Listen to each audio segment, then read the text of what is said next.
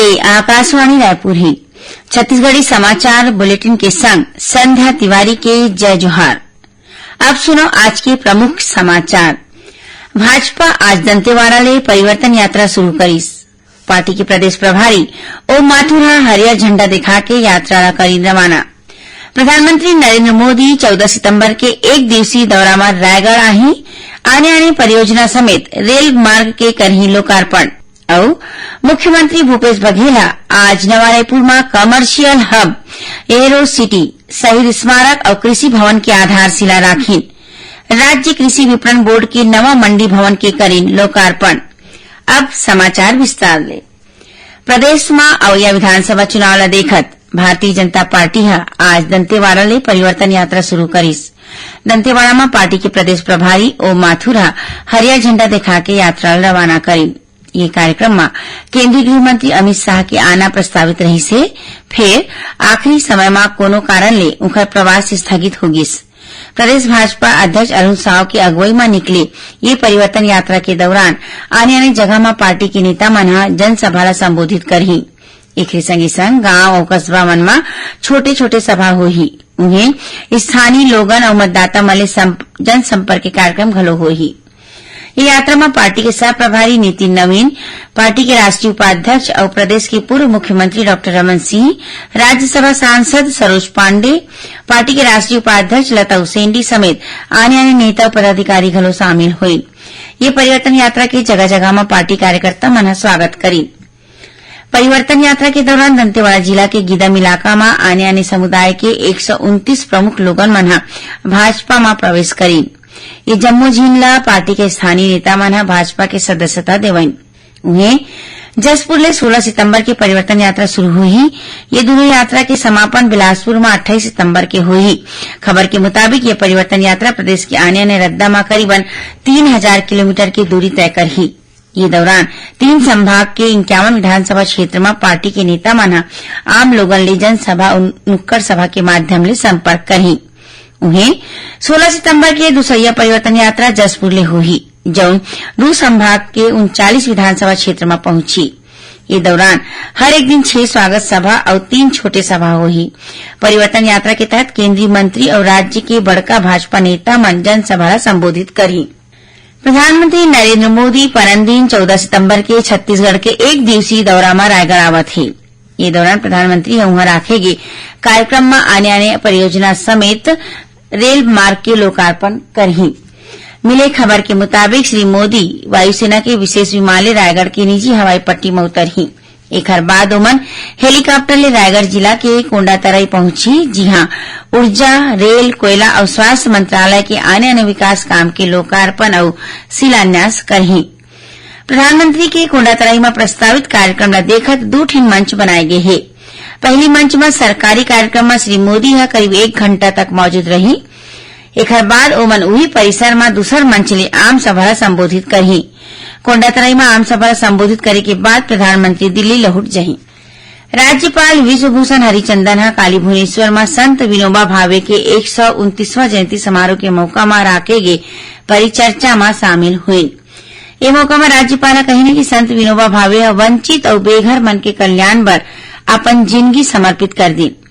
उमन कही कि विनोबा भावे भूदान आंदोलन के महानायक और एक क्रांतिकारी रहीन।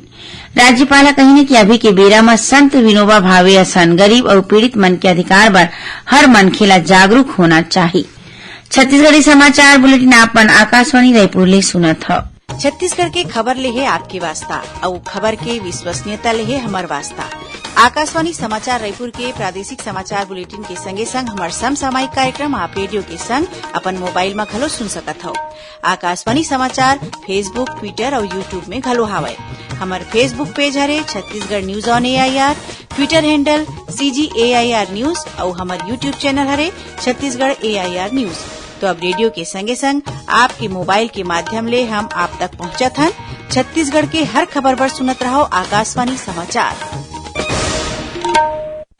अब आगू बाढ़बो बाँचे समाचार कोती। मुख्यमंत्री भूपेश बघेल आज नवा रायपुर में कमर्शियल हब एरो सिटी और शहीद स्मारक के आधारशिला राखी। ये मौका में मुख्यमंत्री कही कि 1083 एकड़ क्षेत्र में आने आने चरण में कमर्शियल हब ला तैयार करे जाही। इमा नवा रायपुर के सेक्टर 23, 24, 34, 35 और 40 में विकसित करे जाही। एक पहली चरण में 20 व्यवसाय के करीबन 1000 थोक दुकान तैयार करे जाही। ये परियोजना में थोक व्यापार ले जुड़े जम्मो सुविधा उपलब्ध कराए जाही। ये मौका में मुख्यमंत्री कही कि कमर्शियल हब में 540 रुपया वर्ग फीट की कीमत ले व्यवसायी मन ला भूखंड आवंटित करे जाही। उन्हें दुकान मन के निर्माण में लगैया उपराहा राशि ला राज्य सरकार वहन करही। उन्हें 13 एकड़ क्षेत्र में शहीद स्मारक की स्थापना करे जाही। ये परियोजना में करीबन 7 एकड़ भूइया में 2700 शहीद मन के नाम लिखे जाए बर दीवाल के निर्माण करे जाही। उन्हें छत्तीसगढ़ अमर जवान ज्योति स्मारक के निर्माण करीबन 6 एकड़ क्षेत्र में करे जाही। शहीद स्मारक परिसर में संग्रहालय, परेड मैदान, दर्शक दीर्घा, बैरक और पार्किंग समेत आने आने निर्माण काम घलो कराए जाही। एक संगे संग माना विमानतल ले लगे बरोदा और रमचंडी गांव के करीबन 217 एकड़ क्षेत्र में एरो सिटी विकसित करे जाही। यहां यात्री सेवा ला बढ़ावा दे के संगे संग एयरपोर्ट क्षेत्र के वाणिज्यिक विकास और रोजगार सृजन बर जरूरी सुविधा उपलब्ध कराए जाही। नवा रायपुर के सेक्टर 19 में करीबन 50 करोड़ रुपया के लागत ले छत्तीसगढ़ कृषि भवन बनाए जाही। ये भवन में कृषि के संगे संग कृषि अभियांत्रिकी, उद्यानिकी, प्रक्षेत्र वानिकी, जलग्रहण प्रबंधन, पशुधन विकास और मछली पालन विभाग के संचालनालय के ऑफिस एक संग्रह चलही। मुख्यमंत्री भूपेश बघेल आज ये भवन के आधारशिला राखीन। ये मौका में उन्होंने प्रदेश की समृद्धि और किसान मन के खुशहाली की कामना करी। मुख्यमंत्री परिसर में स्वर्ण चंपा के पौधा घलो लगाई। ये भवन के बनेले कृषि विकास के काम में गति आही और राज्य भर ले अवैया किसान मन के समस्या के निपटारा एक जगह हो पाही। भविष्य में कृषि विकास बर एक ठन समन्वित संसाधन केंद्र के रूप में घलो विकसित करे जाही। वहीं मुख्यमंत्री ने आज नवा रायपुर में छत्तीसगढ़ राज्य कृषि विपणन बोर्ड के नवा मंडी भवन की लोकार्पण करी। ये मौका में ये भवन के नाम सरदार वल्लभ भाई पटेल के नाम में करे के घोषणा करी। नवा रायपुर के सेक्टर 24 में करीबन 40 करोड़ रुपया की लागत ले बनाए गए ये भवन में छत्तीसगढ़ राज्य बीज निगम के ऑफिस घलो चलाए जाही। प्रदेश के जम्मू प्राइवेट स्कूल मन अपन आने मांग ला लेके 14 सितंबर के कामकाज बंद रखी। छत्तीसगढ़ निजी विद्यालय संघ के अध्यक्ष राजीव गुप्ता बताइने कि प्राइवेट स्कूल शिक्षा के अधिकार कानून आरटीई के तहत पाछू 12 बछर के दौरान हुए एडमिशन के बदला में सरकार ले करीबन 250 करोड़ रुपया के भुगतान होना बाकी है। उन्होंने कही कि संघ आरटीई के बदला में मिलैया राशि ला बढ़ोतरी करे के मांग करे है। संगे संग प्राइवेट स्कूल में चलत बस मन के पात्रता बेरा ला 12 बछर ले बढ़ा के 15 बछर करे के मांग घलो करे जावत है। श्री गुप्ता कही कि सरकारी स्कूल जैसे प्राइवेट स्कूल में पढ़ैया नोनी मन ला घलो सरस्वती साइकिल योजना के फायदा दे जाए। एकलव्य आदर्श आवासीय विद्यालय के राज्य स्तरीय सांस्कृतिक प्रतियोगिता में सरगुजा संभाग और साहित्यिक स्पर्धा में बिलासपुर संभाग ला ओवरऑल चैंपियन चुने गए है। ये सफलता के आधार में सरगुजा और बिलासपुर संभाग ला अवैया 3 ले 6 अक्टूबर तक देहरादून में राखे गए राष्ट्रीय प्रतियोगिता में शामिल होने के मौका मिली। रायपुर के निमोरा स्थित डाकुर प्यारेलाल पंचायत और ग्रामीण विकास संस्थान में राखे गए ये प्रतियोगिता के सांस्कृतिक स्पर्धा में समूह गान, समूह नृत्य, चित्रकारी, रंगमंच, शास्त्रीय गायन और लोकगीत गायन समेत आने आने स्पर्धा में सुघ्घर प्रदर्शन के आधार में सरगुजा संभाग ला ओवरऑल चैंपियन घोषित करेगी। उन्हें साहित्यिक स्पर्धा के तहत भाषण, वाद विवाद और काव्य पाठ में आने आने स्कूल के प्रतिभागी मन अपन प्रतिभा दिखाई। इमा सुघ्घर प्रदर्शन पर बिलासपुर संभाग ला चैंपियन चुनेगी। आदिम जाति विकास मंत्री मोहन मरकाम विजेता टीम मन ला इनाम दी। आखिर में प्रमुख समाचार एक घाव फिर। भाजपा आज दंतेवाड़ा ले परिवर्तन यात्रा शुरू करीस। पार्टी के प्रदेश प्रभारी ओम माथुरा हरियर झंडा दिखा के यात्रा ला करीन रवाना। प्रधानमंत्री नरेंद्र मोदी 14 सितंबर के एक दिवसीय दौरा में रायगढ़ आही। आने आने परियोजना समेत रेल मार्ग के करही लोकार्पण। और मुख्यमंत्री भूपेश बघेल आज नवा रायपुर में कमर्शियल हब एरो सिटी, शहीद स्मारक और कृषि भवन के आधारशिला राखी।